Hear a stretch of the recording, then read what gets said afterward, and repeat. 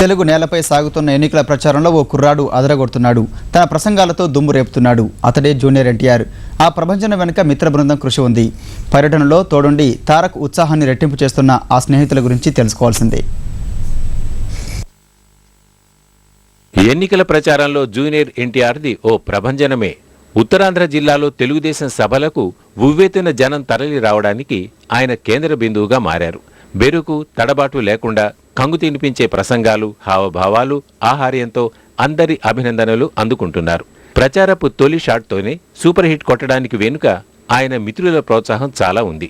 Student number 1 సినిమాతో బలపడిన మైత్రి బంధం రాజీవ్ కనకాలది. మరో నటుడు రఘు.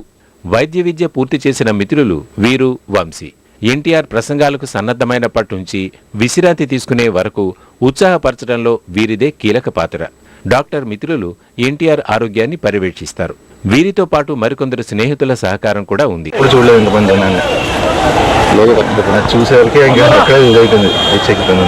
మామూలుగా మా అంత వయసు కూడా మాతో తిరిగి మామూలుగా ప్రతి కుర్రోళ్ళగానే ఉంటాడు. కానీ ఇక్కడికి వచ్చేసరికి తను మాట్లాడే మాటలు కానీ ఏదైనా కానీ అసలు బాబాయ్ మాటలు రావట్లేదు. వాయిస్ ఒకటి పోకుండా అండ్ స్ట్రెస్ఫుల్గా లేకుండా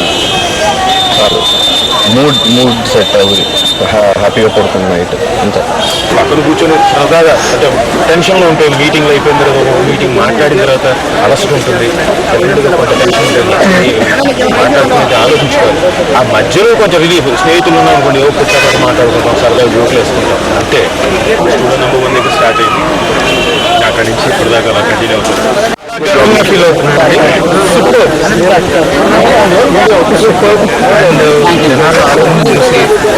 ఏం మాట్లాడాలి అర్థం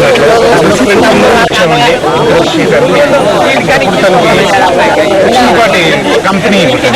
జూనియర్ ఎన్టీఆర్ చైతన్య రథానికి సారథిగా వ్యవహరిస్తున్న వ్యక్తి ఉదయ్ కుమార్. ఈయన వృత్తి వాహనాన్ని నడపడం కాదు, ఒరిస్సాలో గ్రెనేడ్ గనులు ఉన్నాయి. నందమూరి కుటుంబానికి ఆప్తుల్లో ఉదయ్ కుమార్ ఒకరు. ఎన్టీఆర్ కుటుంబ సభ్యుల్లో ఒక సభ్యులు అండి. ఏ పాత్ర అయినా మేము అందరం కలిసి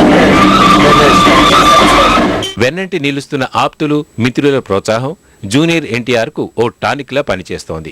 ఒక్కటే లక్ష్యం, ఒకటే గమ్యంతో చిచ్చరి పిడుగై ముందుకు సాగేలా చేస్తోంది.